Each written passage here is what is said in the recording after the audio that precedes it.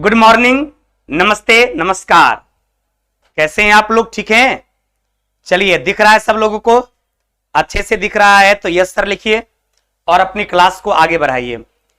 पिछले 2 क्लास से लगातार हम लोग टिश्यू के बारे में, अर्थात एक टॉपिक है बायोलॉजी का जिसका नाम है उत्तक के बारे में पढ़ रहे थे और हमें विश्वास है कि आपको टिश्यू के बारे में आपने जो कुछ भी पढ़ा वो आपको 100% याद भी हो गया होगा, क्योंकि ये छोटा सा टॉपिक था लेकिन काफी मजेदार था। और इसमें जो जो टर्मिनोलॉजी हम लोग पढ़े इसके बारे में अलग अलग चैप्टर में हम लोग कुछ न कुछ जानकारियां ले चुके थे, हासिल कर चुके थे। उसी के बारे में फिर से अलग से हम लोग टिश्यू के बारे में पढ़े। क्योंकि किसी भी व्यक्ति का जो निर्माण होता है, किसी भी जीव जंतु का जो निर्माण होता है, या फिर कह सकते हैं पेड़ पौधे का जो निर्माण होता है, वो उत्तक से ही होता है। क्योंकि उत्तक से ही अंग बनता है, अंग से ही अंग तंत्र बनता है और अंग तंत्र से ही किसका निर्माण होता है? बॉडी का निर्माण होता है। अंग तंत्र से ही शरीर का निर्माण होता है। इसलिए जो है उत्तक जरूरी था। तो इसमें हम लोग दोनों तरह के उत्तक के बारे में पढ़े। सबसे पहले हम लोग पेड़ पौधे का निर्माण जिस उत्तक से होता है, जिसको हम लोग प्लांट उत्तक कहते हैं, तो सबसे पहले हम लोग प्लांट उत्तक के बारे में पढ़े। इसके बाद पुनः जो है हम लोग एनिमल टिश्यू के बारे में, अर्थात जंतु उत्तक के बारे में पढ़े। सबसे पहले प्लांट टिश्यू के बारे में पढ़े, इसके बाद हम लोग किसके बारे में पढ़े? एनिमल टिश्यू के बारे में, अर्थात जंतु उत्तक के बारे में पढ़े। तो जंतु उत्तक के बारे में थोड़ी सी और बच गया है। इसके बाद आपका ये टॉपिक समाप्त हो जाएगा और हम लोग फिर नेक्स्ट डे यानी कल नए टॉपिक में प्रवेश करेंगे। मंडे टू फ्राइडे आपकी क्लास की टाइमिंग यही रहेगी 9 से 10 में। सिर्फ सैटरडे और संडे जो आपका क्लास होगा वो सैटरडे और संडे को आपके क्लासेस की टाइमिंग होगी 4 से 5। सिर्फ शनिवार और रविवार जो आपकी क्लासेस चलेगी वो 4 से 5 में। इसके अलावा Monday to Friday regular way में 9 से 10 में आपका क्लास का जो टाइमिंग है इसी टाइम में आपकी क्लासेस होगी। क्लियर? चलिए, तो आइए आज हम आपको कंकाल तंत्र के बारे में, कंकाल संयोजी उत्तक के बारे में पढ़ेंगे। इसको कहा जाता है स्केलेटल कनेक्टिव टिश्यू। आपकी हड्डियों का निर्माण, क्योंकि संयोजी उत्तक का मतलब कल हम आपको बताए थे, जो आपके बॉडी के विभिन्न अंगों को जोड़ने का काम करता है। जैसे हड्डी से हड्डी जुड़ा हुआ है, हड्डी से मांसपेशी जुड़ा हुआ है, तो जो आपके बॉडी के विभिन्न भागों को जोड़ने का काम करता है, विभिन्न अंगों को मिलाने का काम करता है, उसी को संयोजी उत्तक कहा जाता है। उसी को कनेक्टिव टिश्यू के नाम से जाना जाता है। जैसे कि 2 चीज हम आपको कल बताए थे, एक टेंडन के बारे में और एक लिगामेंट के बारे में। टेंडन के बारे में क्या बताए? जो आपके हड्डी को आपकी मांसपेशी से जोड़ता है, कनेक्ट करता है। तो हड्डी को जो मांसपेशी से जोड़ता है वो आपका टेंडन कहलाता है। और मान लीजिए यहां की हड्डी को यहां की हड्डी से जुड़ा हुआ है, तो जो हड्डी को हड्डी से जोड़ता है वो आपका लिगामेंट होता है। जो हड्डी को हड्डी से जोड़ता है वो लिगामेंट कहलाता है और जो हड्डी को मांसपेशी से जोड़ता है वो क्या कहलाता है? टेंडन कहलाता है। तो इस दृष्टिकोण से हम लोग देखें, वह भी एक प्रकार का कनेक्टिव टिश्यू था। अब यदि कंकाल संयोजी उत्तक की बात करते हैं तो आपके बॉडी में विभिन्न प्रकार के कंकाल है, जिससे आपके अंतःकंकाल भी है, बाह्य कंकाल भी है। तो आपका अंतःकंकाल बाह्य कंकाल से जुड़ा हुआ है, या कहिए बाह्य कंकाल अंतःकंकाल से जुड़ा हुआ है। तो उस कंकाल में अंतःकंकाल जो है उसमें विशेषकर हड्डी का नाम आता है और हड्डी का निर्माण एक विशेष प्रकार की कोशिकाओं से हुआ है जिसको ऑस्टियोसाइट कहा जाता है। का भारी इंपॉर्टेंट, काफी ज्यादा इंपॉर्टेंट ये सवाल है। कई बार एग्जाम में ये सवाल पूछा गया है कि हड्डी का निर्माण जिस विशेष प्रकार की कोशिका के द्वारा हुआ है उस कोशिका को क्या कहा जाता है? ऑस्टियोसाइट के नाम से जाना जाता है। आपके हड्डी का निर्माण जिस विशेष कोशिका से होता है उस कोशिका को क्या कहा जाता है? ऑस्टियोसाइट कहा जाता है। हड्डी का निर्माण जिस कोशिका से हुआ है उस कोशिका को क्या कहा जाता है? ऑस्टियोसाइट के नाम से जाना जाता है। अतः स्केलेटल टिश्यू में आपका जो बोन आता है, आपकी जो हड्डियां आती है। अरविंद कुमार राय, बंगाल की धरती से प्रणाम गुरुजी। खुश रहिए। आप सभी लोगों को बहुत बहुत धन्यवाद। आप लोग बढ़िया से खुश रहिए, मस्त रहिए, तंदुरुस्त रहिए और अपनी पढ़ाई पर ज्यादा फोकस कीजिए, क्योंकि इस बार आर पार की लड़ाई है। आपके पास अच्छा टाइम भी मिल गया है, चूंकि एग्जाम यदि टाइम से हो जाते तो आपकी तैयारी भी ठीक से नहीं हो पाती। आपके लिए अच्छा हुआ जो आपको अच्छा से टाइम मिला। जितना टाइम मिल रहा है आप उसका सदुपयोग कीजिए और अच्छे तरीका से मेहनत करके आप आगे बढ़िए, क्योंकि ये जिंदगी दोबारा मिलने वाली चीज नहीं है। इसलिए बढ़िया से खुश रहिए, मस्त रहिए, दुरुस्त रहिए और बढ़िया से पढ़िए। चलिए, तो क्लियर हो गया कि हड्डी का निर्माण जिस विशेष प्रकार के कोशिका के द्वारा होता है उस कोशिका को हम लोग क्या कहते हैं, उसको ऑस्टियोसाइट के नाम से जाना जाता है। उसके बाद आपका जो बोन होता है, आपकी हड्डियां जो होती है उसके बाहर एक आवरण रहता है। आपकी हड्डी जो है, जो कंकाल तंत्र का एक पार्ट होता है, वो अंतः कंकाल में आता है। वो हड्डी के चारों ओर जो है एक आवरण पाया जाता है। हड्डी के चारों ओर जो एक आवरण पाया जाता है उस आवरण को क्या कहा जाता है, पेरियोस्टीम कहा जाता है। कई बार क्वेश्चन पूछा गया है कि हड्डी के चारों ओर जो आवरण रहता है उस आवरण को क्या कहा जाता है, पेरियोस्टीम के नाम से जाना जाता है। किस नाम से, पेरियोस्टीम के नाम से जाना जाता है। और हड्डी जो है एक छिद्रनुमा संरचना होता है। जैसे मान लिया जाए यह हड्डी है, आपने कभी हड्डी देखा होगा तो हड्डी में जो है इस तरह से देखिएगा, हड्डी में छिद्र पाया जाता है।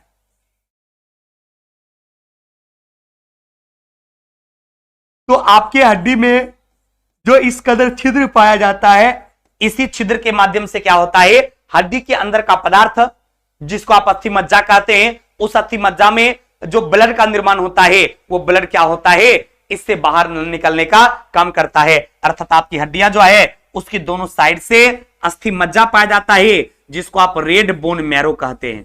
क्या कहा जाता है, हड्डी के दोनों तरफ क्या पाया जाता है, रेड बोन मैरो पाया जाता है।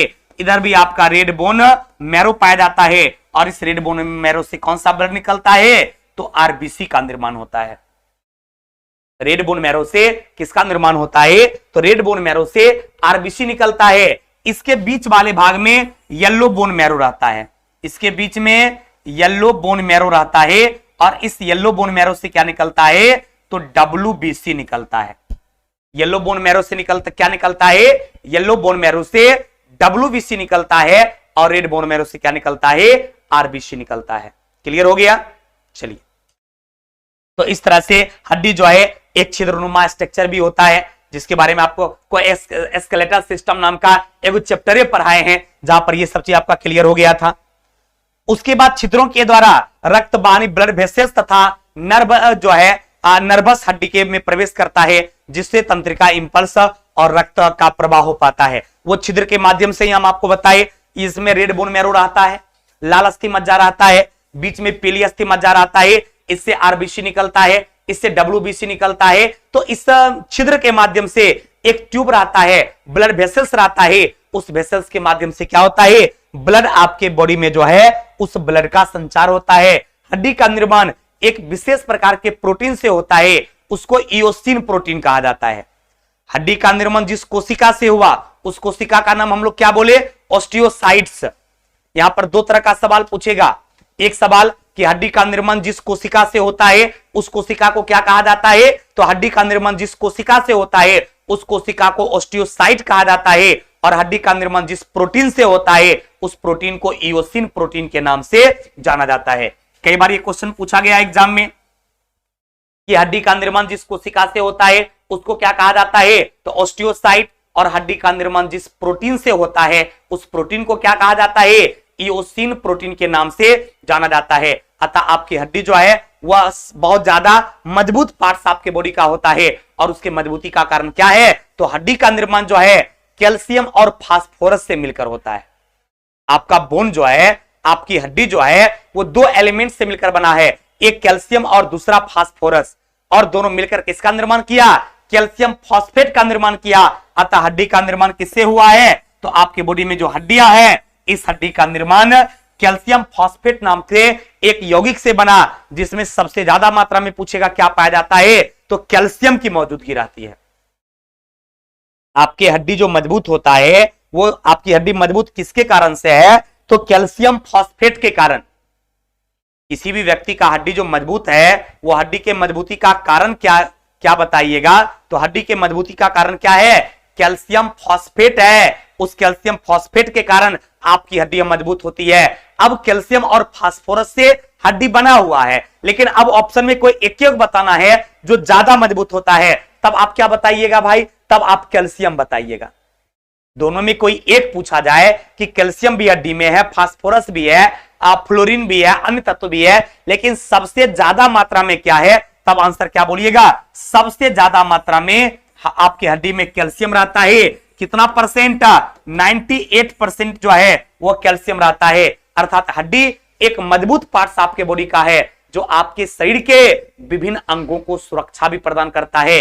आपका मस्तिष्क चारों तरफ हड्डी से घिरा हुआ रहता है। आपका मस्तिष्क जो है वो 8 हड्डी से घिरा हुआ है। आपका फेफड़ा भी हड्डी से घिरा हुआ है, किडनी हड्डी से घिरा हुआ है, लिवर हड्डी से घिरा हुआ है। अतः आपके बॉडी का जो महत्वपूर्ण अंग है वो हड्डी से घिरा हुआ है। अतः हड्डी जो है आपके शरीर के प्रमुख भागों को क्या करता है? सुरक्षा प्रदान करने का काम करता है। हड्डी आपके बॉडी के प्रमुख अंग का सुरक्षा कवच है। क्लियर? तो हड्डी में देख लिए सबसे ज्यादा मात्रा में क्या रहता है? कैल्शियम रहता है। हड्डी के द्वारा शरीर का जो महत्वपूर्ण अंग है उसको सुरक्षा भी मिलती है। जैसे आपका हृदय हो गया, लिवर हो गया, किडनी हो गया, फेफड़ा हो गया, ब्रेन हो गया, इन सारे अंगों को क्या करता है? ये सुरक्षा भी दिलाने का काम करता है। अब है हड्डियों के बीच में छिद्रनुमा संरचना रहती है। उस छिद्र या नलिकानुमा संरचना को क्या कहा जाता है? हेब्रेसिन केनाल कहा जाता है। हेब्रेसिन केनाल क्या करता है? वो एक छिद्र है जिसके माध्यम से कोई पदार्थ हड्डी से बाहर निकालता है या हड्डी में प्रवेश करता है। क्लियर हो गया? अब हड्डी के बीच मौजूद छिद्र में कुछ विशेष प्रकार के उत्तक पाए जाते हैं। उस उत्तक को क्या कहा जाता है? Bone marrow. हम पहले आपको फिगर से समझा चुके थे कि आपकी हड्डियां जो है, नहीं ऐसे भी फिगर बनाए थे ना बाबू रे, इस फिगर के माध्यम से बता दिए कि आपकी हड्डी में कुछ विशेष प्रकार का उत्तक रहता है। उस उत्तक को क्या कहा जाता है? उस उत्तक को कहा जाता है बोन मैरो। तो साइड में पाया जाता है रेड बोन मैरो, इधर पाया जाता है red bone marrow, red bone marrow, और बीच में क्या रहता है? तो इस बीच में रहता है येलो बोन मैरो। तो हड्डी के बीच में जो आपको छिद्र के में जो पदार्थ पाया जाता है, जो टिश्यू पाया जाता है, उसे बोन मैरो कहा जाता है, उसे अस्थि मज्जा कहा जाता है। और यह अस्थि मज्जा कितना प्रकार का होता है? ये बोन मैरो 2 प्रकार का होता है। एक को रेड बोन मैरो कहा जाता है और दूसरे को येलो बोन मैरो। एक को लाल अस्थि मज्जा और दूसरे को पीली अस्थि मज्जा के नाम से जाना जाता है। अस्थि मज्जा कितना प्रकार का? तो अस्थि मज्जा 2 प्रकार का होता है। कहेंगे सर कौन कौन? तो एक को लाल अस्थि मज्जा कहा जाता है और दूसरे को पीली अस्थि मज्जा कहा जाता है। एक रेड बोन मैरो और दूसरा येलो बोन मैरो होता है। कोई कंफ्यूजन? अब आपका जो रेड बोन मैरो है इससे किसका निर्माण होता है? तो इससे आरबीसी का निर्माण होता है। और दूसरा जो येलो बोन मैरो है इससे किसका निर्माण होता है? तो इससे डब्ल्यूबीसी का निर्माण होता है। कई बार एग्जाम ये पूछा गया सवाल है कि रेड बोन मैरो से क्या निकलता है? आरबीसी, लाल रक्त कणिका, और येलो बोन मैरो से क्या निकलता है? श्वेत रक्त कणिका का निर्माण होता है। क्लियर? अब यदि पीली अस्थि मज्जा की बात करेंगे तो ये लंबी हड्डी के बीच मौजूद छिद्र पाया जाता है। इससे किसका निर्माण होता है? डब्ल्यूबीसी का। हम आपको पहले बता दिए येलो बोन मैरो से डब्ल्यूबीसी का निर्माण होता है। और येलो बोन मैरो जो है नवजात शिशु में बहुत कम पाया जाता है। आपका येलो बोन मैरो जो है, पीली अस्थि मज्जा जो है नवजात शिशु में कम पाया जाता है। आरबीसी यानी रेड बोन मैरो जो है वो नवजात शिशु में ज्यादा पाया जाता है। रेड बोन मैरो एक छोटा बच्चा में, नवजात बच्चा में ज्यादा पाया जाता है और आपका येलो बोन मैरो जो है वो कम पाया जाता है। येलो बोन मैरो से डब्ल्यूबीसी का निर्माण होता है और रेड बोन मैरो से आरबीसी का निर्माण होता है। क्लियर हो गया? उसके बाद लाल अस्थि मज्जा के बारे में पहले बता दिए कि बचपन में लंबी हड्डियों के बीच में यह पाया जाता है। उम्र बढ़ने के साथ हड्डी के किनारे में चला जाता है। रेड बोन मैरो जो है इसकी मात्रा ज्यादा रहता है, येलो बोन मैरो की मात्रा कम रहता है। रेड बोन मैरो से किसका निर्माण होता है? आरबीसी और प्लेटलेट्स का। ये बात हम आपको पहले बता दिए कि आपका लाल अस्थि मज्जा जो है, ये लाल अस्थि मज्जा जो है ये किसका निर्माण करता है? तो लाल अस्थि मज्जा जो है ये आपके आरबीसी का निर्माण करता है। किसका निर्माण करता है? ये आरबीसी का निर्माण करता है, अर्थात रेड ब्लड कॉर्पसेल्स का निर्माण करता है, प्लेटलेट्स का निर्माण करता है।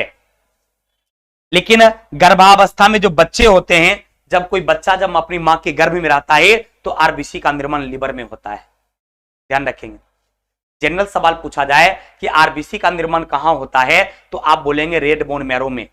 आरबीसी का निर्माण लाल अस्थि मज्जा में होता है। लेकिन क्वेश्चन ये पूछा जाएगा कि जब बच्चा मां के गर्भ में रहता है, गर्भावस्था में बच्चों में आरबीसी का निर्माण कहां से होता है, तब लीवर होगा।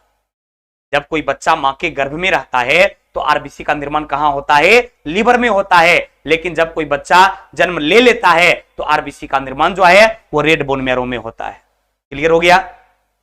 हम आपसे उम्मीद करेंगे कि आपको यह चीज याद हो गया होगा कि आपको अस्थि मज्जा जो होता है दो तरह का होता है, लाल अस्थि मज्जा और पीली अस्थि मज्जा। लाल अस्थि मज्जा से किसका निर्माण होता है, आरबीसी का और प्लेटलेट्स का, और येलो बोन मैरो से, पीली अस्थि मज्जा से किसका निर्माण होता है, डब्ल्यूबीसी का। क्लियर? जब बच्चा मां के गर्भ में रहता है तो आरबीसी का निर्माण कहां होता है, लिवर में होता है। क्लियर?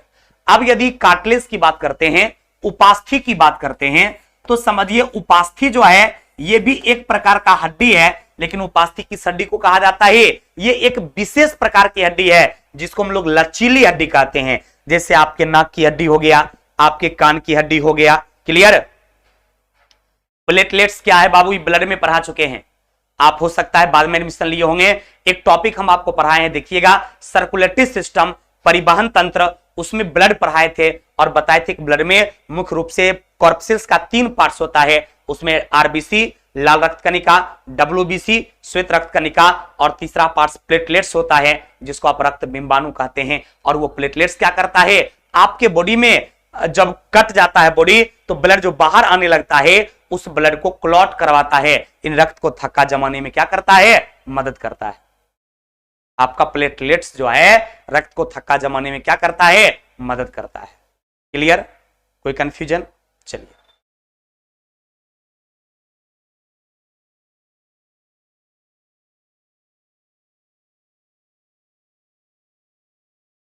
क्लियर हो गया?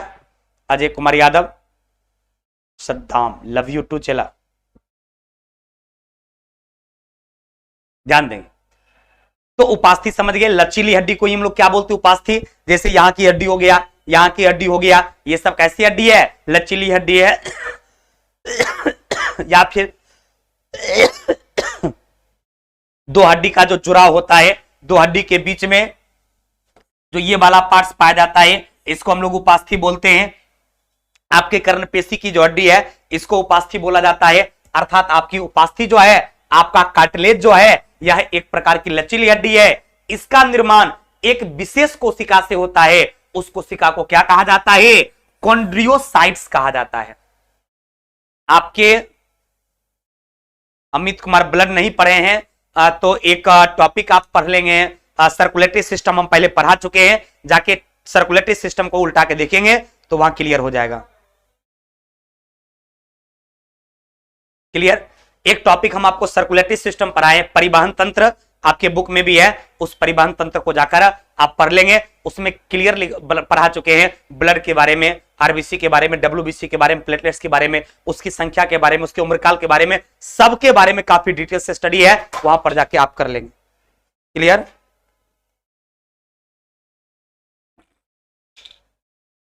एक मिनट, चलिए, क्लियर हो गया?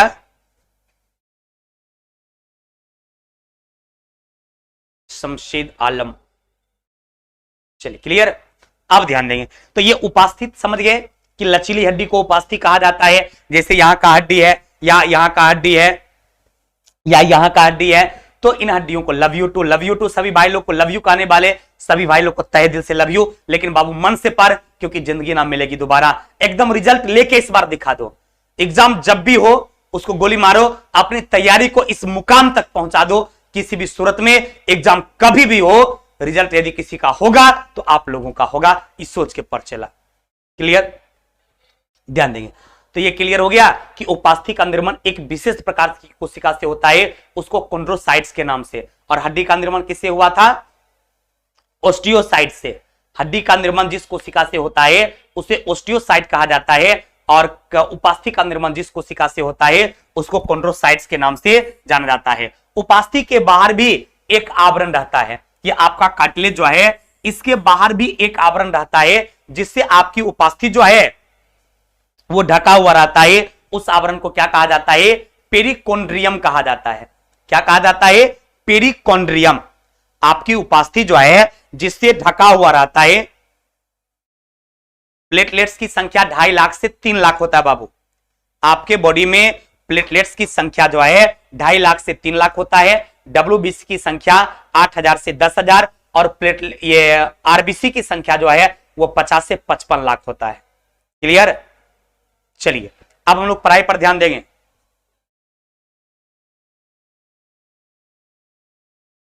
तो आप देख लिए उपास्थि के बाहर जो कवर लगा रहता है उस कवर को क्या कहा जाता है? पेरिकार्डियम कहा जाता है। कार्टिलेज का निर्माण एक विशेष प्रकार की प्रोटीन से होती है। उस प्रोटीन को क्या कहा जाता है? कॉन्ड्रीन प्रोटीन कहा जाता है। वहां पर इयोसिन प्रोटीन था, याद कीजिए। हड्डी में हम आपको क्या बताए कि हड्डी का निर्माण जिससे हुआ है उसको क्या बोलते हैं? उस प्रोटीन को बोलते हैं इयोसिन प्रोटीन। लेकिन आपकी जो उपास्थि है, इस उपास्थि का निर्माण जिस कोशिका से होता है उस कोशिका को क्या कहा जाता है? कॉन्ड्रीन प्रोटीन के नाम से जाना जाता है। अतः उपास्थि में छिद्र नहीं होता है जिसके कारण रक्त और तंत्रिका का फॉलो नहीं होता है। आपका कार्टिलेज जो है उस उपास्थि में छिद्र नहीं पाया जाता है और छिद्र नहीं पाए जाने के कारण ही सर एग्जाम डेट 15 नवंबर से ही डर लग रहा है। चलिए आपके एग्जाम यानी अगले 15 से 20 दिन में आपके बायोलॉजी का सिलेबस खत्म हो जाएगा। एकदम आपको टेंशन नहीं कर लेना है। My best teacher Rahul sir love you too चेला। ध्यान दो, मेरी बात को समझो बाबू। एग्जाम हो सकता है नवंबर के लास्ट में, हो सकता है दिसंबर के फर्स्ट वीक में एग्जाम हो। खैर जो भी हो उससे आपको घबराने की कोई बात नहीं है। एग्जाम जब भी हो अगले 15 दिन में मुश्किल से 15 से 20 दिन और आपका क्लास चलेगा जिसमें आपकी पूरी बायोलॉजी खत्म हो जाएगा। अरे लगभग 15 चैप्टर पर आइए गए, मुश्किल से 4 से 5 टॉपिक और पढ़ाना है क्योंकि लास्ट में विविध है, मिसलेनियस है। आप समझ रहे हैं मिसलेनियस में सब रटने वाला चीज है। वो धीरे धीरे आपका काम है, अभी से रटना शुरू कीजिए, उसको रट लीजिए। वो तो पढ़ाना होता नहीं है, उसमें किस टाइप का क्वेश्चन पूछेगा खाली बता देंगे और आराम से आप उसको याद कर लीजिएगा। 21 चैप्टर तक आप पढ़ते हैं, 15 आज खत्म ही होने जा रहा है, तो मुश्किल से 4 से 5 टॉपिक बचा है और हम आपसे उम्मीद करेंगे ये 5 टॉपिक जो है अगले 15 से 20 दिन में खत्म हो जाएगा। सारा का क्वेश्चन डिस्कशन भी खत्म हो जाएगा और आप निश्चित रूप से पूरी बायोलॉजी जहां तक भी अभी आप पढ़े हैं यहां तक आपको याद होगा, ऐसा मुझे उम्मीद है। क्योंकि पर डे क्लास में हम टाइम थोड़ा सा ज्यादा आपसे लेते हैं, कम थोड़ा पढ़ाते हैं, लेकिन जितना पढ़ाते हैं उतना हम आपको याद करवाए। ये टॉपिक हम चाहते 2 दिन में खत्म हो जाता, लेकिन आज आपका ये तीसरा क्लास है, ये छोटा टॉपिक है।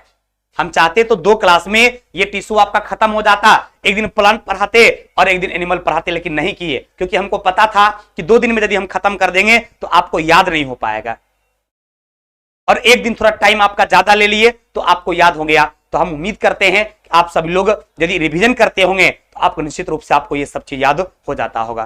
क्लियर? अब हम आते हैं, ये बिल्कुल क्लियर हो चुका है कि आपका उपास्थि जो है उसमें ब्लड वेसल्स नहीं पाया जाता है, उसमें नर्व नहीं पाया जाता है। अतः उपास्थि के कटने के बाद जो है उससे ब्लड बाहर नहीं आता है। लचीली हड्डी जो होती है आपकी, उपास्थि जो होती है, उसके कटने के बाद जो है उससे ब्लड का स्राव, रक्त का स्राव नहीं होता है। कहेगा सर क्यों नहीं होता है? क्योंकि उसमें छिद्र पाया ही नहीं जाता है, उसमें ब्लड वेसल्स और नर्व पाया ही नहीं जाता है। क्लियर हो गया?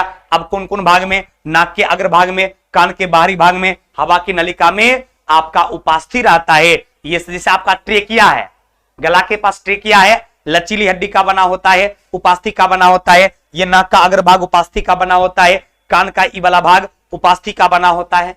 क्लियर? अर्थात लचीली हड्डी का बना होता है।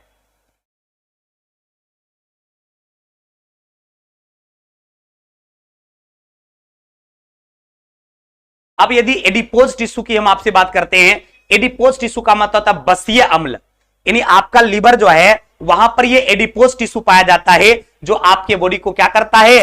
ये टिश्यू शरीर में उष्मा प्रदान करता है, क्योंकि आपके बॉडी को काम करने के लिए उष्मा चाहिए, आपके बॉडी को काम करने के लिए ऊर्जा चाहिए, और वो ऊर्जा किस ऊतक से मिलता है? तो एडिपोज टिश्यू से मिलता है। अर्थात ये क्या करता है? आपको उष्मा प्रदान करने का काम करता है, और ये वसा की बूंद जो है उसी का निर्माण एडिपोज टिश्यू से होता है, और उस बूंद के आकार के आधार पे एडिपोज टिश्यू कितने भागों में बांटा गया? 2 भागों में। आपका एडिपोज टिश्यू जो है उस एडिपोज टिश्यू को कितने भागों में विभाजित किया गया है? 2 भागों में विभाजित किया गया है। एक को व्हाइट एडिपोज टिश्यू कहा जाता है और दूसरे को ब्राउन एडिपोज टिश्यू कहा जाता है। क्लियर? एक को व्हाइट एडिपोज टिश्यू कहा जाता है और दूसरे को क्या कहा जाता है? Brown adipose tissue. Adipose tissue क्या है वो तो समझ गए। बसीय उत्तक जो आपके शरीर को उष्मा प्रदान करती है, जिसका निर्माण वसा से होता है, यानी वसा का निर्माण जिस उत्तक से हुआ है उसी को एडिपोज टिश्यू कहते हैं। अतः जिसमें वसा के बूंद का आकार बड़ा होता है उसको व्हाइट एडिपोज टिश्यू कहा जाता है। वसा के बूंद का आकार जिसमें बड़ा होता है उसको व्हाइट एडिपोज टिश्यू कहा जाता है, और जब वसा का आकृति छोटा होता है तो उसको ब्राउन एडिपोज टिश्यू। वसा की आकृति जब बड़ा होगा तो उसको व्हाइट एडिपोज टिश्यू कहा जाता है, और वसा का आकृति जब छोटा होता है तब उसको क्या कहा जाता है? Brown adipose tissue. और दोनों का काम वही है, आपके शरीर को उष्मा प्रदान करना, आपके शरीर को ऊर्जा प्रदान करना। क्लियर? स्पष्ट लिखा होगा कि वसा की बूंद जब बड़े आकार का होता है, जब वसा का बूंद बड़े आकार का होता है तो उसको व्हाइट एडिपोज टिश्यू कहा जाता है। जब वसा के बूंद का स्ट्रक्चर बड़ा होता है तो उसको व्हाइट एडिपोज टिश्यू कहा जाता है, और जब वसा के बूंद का आकार कैसा होता है? छोटा होता है, तब उसको ब्राउन एडिपोज टिश्यू। जब बड़ा होगा तो व्हाइट एडिपोज टिश्यू, जब छोटा होगा तो क्या कहा जाता है? ब्राउन एडिपोज टिश्यू कहा जाता है। अर्थात ये एडिपोज टिश्यू जो है माइटोकॉन्ड्रिया में सबसे ज्यादा मात्रा में पाया जाता है। आपका व्हाइट एडिपोज टिश्यू जो है WBC में, या कह लिए येलो बोन मैरो में, येलो बोन मैरो जो है वहां पर ज्यादा व्हाइट एडिपोज टिश्यू पाया जाता है, और ये आपका ब्राउन एडिपोज टिश्यू कहां पाया जाता है? आपको माइटोकॉन्ड्रिया में पाया जाता है, जिससे आपके बॉडी में ज्यादा से ज्यादा ऊर्जा का निर्माण होता है, जिससे आपके शरीर में क्या होती है? अधिक मात्रा में ऊर्जा बनती है। अर्थात ब्राउन एडिपोज टिश्यू बच्चों में अधिक मात्रा में पाया जाता है। यही कारण है कि बच्चे और बूढ़े को ठंडा कम लगता है। आपने गौर किया होगा कि हम लोगों को ठंडा थोड़ा ज्यादा लगता है, और एक छोटा बच्चा जो है उस बच्चे को ठंडा थोड़ा कम लगता है। क्यों? क्योंकि बच्चों में ब्राउन एडिपोज टिश्यू जो है, जो अधिक उष्मा देती है, वो ज्यादा मात्रा में पाया जाता है। ब्राउन एडिपोज टिश्यू की मात्रा ज्यादा होने के कारण एक बच्चा में ठंडा जो है थोड़ा सा कम लगता है। क्लियर? अब यहां पर फिगर में देख रहे होंगे, ये आपका व्हाइट एडिपोज टिश्यू है जो कि येलो बोन मैरो में ज्यादा पाया जाता है। ये आपका ब्राउन एडिपोज टिश्यू हो गया जो कि माइटोकॉन्ड्रिया में ज्यादा पाया जाता है। माइटोकॉन्ड्रिया जो है, इस माइटोकॉन्ड्रिया में ज्यादा कौन पाया जाता है? ब्राउन एडिपोज टिश्यू पाया जाता है, और इसी टिश्यू के कारण चूंकि बच्चों में इसकी मात्रा ज्यादा रहता है, अतः एक छोटा सा बच्चा में सबसे ज्यादा मात्रा में क्या पाया जाता है? आपको ब्राउन एडिपोज टिश्यू, अतः बच्चा को ठंडा कम लगता है। क्लियर? अब आपका है तरल संयोजी उत्तक। एक द्रव अवस्था में पाया जाता है क्योंकि मैट्रिक्स की मात्रा अधिक पाई जाती है। ये तरल संयोजी उत्तक शब्द से बिल्कुल स्पष्ट है, ये फ्लूइड के रूप में पाया जाएगा, ये तरल के रूप में पाया जाएगा। इसमें आपका प्लाज्मा भी आ जाएगा और इसमें आपका ब्लड भी आ जाएगा। क्लियर? तो आपका तरल संयोजी उत्तक जो है इसको आप मैट्रिक्स की भी कह सकते हैं। इसमें मैट्रिक्स की मात्रा ज्यादा रहता है, अर्थात इस मैट्रिक्स को क्या कहा जाता है? प्लाज्मा कहा जाता है। हम आपको पहले भी पढ़ा चुके हैं कि आपका ब्लड जो है उस ब्लड में सर्वाधिक मात्रा में प्लाज्मा रहता है। 55% प्लाज्मा रहता है और 45% कॉर्प सेल्स रहता है। उस कॉर्प सेल्स में आरबीसी भी आता है, डब्ल्यूबीसी आता है, प्लेटलेट्स भी आता है। अर्थात आपका तरल संयोजी उत्तक जो है उसमें मेन आपका रक्त आता है और दूसरा लसिका आता है, लिम्फ आता है। तरल संयोजी उत्तक में सबसे प्रमुख कौन हो गया? तरल संयोजी उत्तक में सबसे मेन आपका हो गया द्रव। यह द्रव के रूप में मेन क्या हो गया? आपका ब्लड हो गया, जिसको आप रक्त कहते हैं। और दूसरा क्या हो गया? दूसरा आपका हो गया क्या? आपका ये लसिका हो गया, जिसको आप लिम्फ कहते हैं। एक हो गया आपका द्रव और ये रक्त, और दूसरा क्या हो गया? लसिका। अब उसमें रक्त जो है, इस ब्लड में हम आपको बता चुके हैं कि ये ब्लड जो है उसमें क्या होता है? इस ब्लड में 3 प्रकार की कोशिकाएं पाई जाती है। एक आरबीसी, दूसरा डब्ल्यूबीसी और तीसरा प्लेटलेट्स। आपको आरबीसी के बारे में भी हम पढ़ा चुके हैं। डब्ल्यूबीसी कौन है भाई? झा सर का नंबर दीजिए सर, आपसे विनती है। अरे झा सर का नंबर हमको याद थोड़ी रहता है। चला आप कॉलिंग टीम का जो नंबर आप जब ये पढ़ रहे होंगे तो आपके नीचे देखिए एक मोबाइल नंबर जा रहा होगा, उस मोबाइल नंबर पे फोन कर लीजिए और फोन करके उसको बोलिए, वो झा सर से आपको बात करवा देगा। क्लियर? आप जब वीडियो देख रहे होंगे तो आपके मोबाइल में नीचे चल रहा होगा YouTube channel SK Jha, PDF SK Jha, आज एजुकेशन सेंटर मुसल्लमपुर हाट पटना, और वहीं पर मोबाइल नंबर चल रहा होगा। उस मोबाइल नंबर पर क्या कीजिए, कॉलिंग टीम का वो नंबर है, उस पर मोबाइल नंबर भी चल रहा है 8797134500। उस नंबर पे आप कॉल करके बोलिए, झा सर से वो बात करवा देगा आपको। क्लियर? वहां पर मोबाइल नंबर जा रहा है नीचे में, व्हाट्सएप नंबर भी, व्हाट्सएप पर भी मैसेज कर सकते हैं, मोबाइल पर भी मैसेज कर सकते हैं, अब फोन कर सकते हैं, फोन करके आप झा सर से बात कर लो। क्लियर? चलिए, तो क्लियर हो गया कि रक्त जो उसमें 3 प्रकार की कोशिका, आरबीसी, डब्ल्यूबीसी और प्लेटलेट्स। तो आप आरबीसी के बारे में भी पढ़ चुके हैं, डब्ल्यूबीसी के बारे में भी पढ़ चुके हैं और प्लेटलेट्स के बारे में भी पढ़ चुके हैं। हम ये आपको सर्कुलेटरी सिस्टम में बता चुके हैं। आरबीसी जो है लाल रक्त कणिका, आरबीसी के कारण ही आपके ब्लड का रंग कैसा होता है, लाल होता है। आरबीसी का मेन रूप से काम क्या होता है, ऑक्सीजन और कार्बन डाइऑक्साइड का परिवहन करना। ये आरबीसी, डब्ल्यूबीसी और प्लेटलेट्स जो है, ये आरबीसी के कारण ही आपके रक्त का रंग कैसा होता है, लाल होता है। अब इसमें जो पोषक तत्व है, हार्मोन है, ऑक्सीजन, कार्बन डाइऑक्साइड को एक जगह से दूसरे जगह पहुंचाने का काम किसका होता है, तो आपके आरबीसी का ही होता है। आरबीसी में हीमोग्लोबिन पाया जाता है, वही हीमोग्लोबिन क्या करता है, एक जगह से दूसरी जगह पहुंचाता है। दूसरा बताए लसिका, जिसको लिम्फ कहते हैं। इस लिम्फ में क्या रहता है, आरबीसी नहीं रहता है। आपका रक्त जो है, उस रक्त में आरबीसी, डब्ल्यूबीसी और प्लेटलेट्स तीनों पाया जाता है, लेकिन आपका लसिका जो है, आपका लिम्फ जो है, एक अजय कुमार हैं, 1.5 लाख से 4.5 लाख होती है प्लेटलेट्स, बुर्बक है लड़का। 2.5 लाख से 3 लाख प्लेटलेट्स होता है एक स्वस्थ मानव में। 1.5 लाख प्लेटलेट्स है, इसका मतलब है प्लेटलेट्स कम है। चला, प्लेटलेट्स का मान जो है 2.5 लाख से 3-3.5 लाख तक एवरेज स्वस्थ मानव के लिए होता है। यदि उससे प्लेटलेट्स कम है, इसका मतलब वो मानव क्या है, अस्वस्थ है। ध्यान दो बाबू, हम आपको बता रहे थे लसिका के बारे में, लिम्फ के बारे में। इसमें आरबीसी नहीं पाया जाता है, इसलिए लसिका जो है वो रंगहीन होता है, सफेद कलर का होता है, उसका कोई कलर नहीं होता है। क्यों? क्योंकि उसमें आरबीसी नहीं पाया जाता है। आरबीसी नहीं होने के कारण ही लिम्फ का कलर कैसा होता है, आरबीसी नहीं होने के कारण ही लिम्फ का कलर उजला होता है, क्योंकि इसमें डब्ल्यूबीसी ज्यादा पाया जाता है, आरबीसी नहीं पाया जाता है। क्लियर? लिम्फ में डब्ल्यूबीसी बहुत अधिक संख्या में पाया जाता है, जिसके द्वारा आपके शरीर में क्या होता है, एंटीबॉडी का निर्माण होता है, यानी आप में रोग रोधी क्षमता बढ़ता है, आप में बीमारियों से लड़ने की क्षमता बढ़ता है। किसके कारण? आप में जो बीमारियों से लड़ने की क्षमता बढ़ता है वो लिम्फ के कारण बढ़ता है, डब्ल्यूबीसी के कारण बढ़ता है। अतः इस लिम्फ के बहाव करने के लिए आपके बॉडी में क्या रहता है, एक लिम्फ वेसल्स पाया जाता है। जिससे रक्त के बहाव करने के लिए ब्लड वेसल्स पाया जाता है, उसी तरह से लिम्फ के बहाव करने के लिए भी आपके बॉडी में क्या रहता है, जो लिम्फ का बहाव करता है उसको लिम्फ वेसल्स कहा जाता है। जो रक्त का बहाव करता है उसको ब्लड वेसल्स, जो रक्त का बहाव करता है उसको ब्लड वेसल्स कहा जाता है, और जो लिम्फ का बहाव करता है उसको क्या कहा जाता है, लिम्फ वेसल्स कहा जाता है। क्लियर? अब यदि पेशिया उत्तक की बात करेंगे, क्योंकि टाइम आपका हो चुका है, अब अगले क्लास में आपसे मुलाकात होगी तो पेशिया उत्तक के बारे में, इसके बाद हम आपको नर्वस सेल के उत्तक के बारे में कल के क्लास में पढ़ेंगे। थैंक यू वेरी मच, बहुत बहुत धन्यवाद।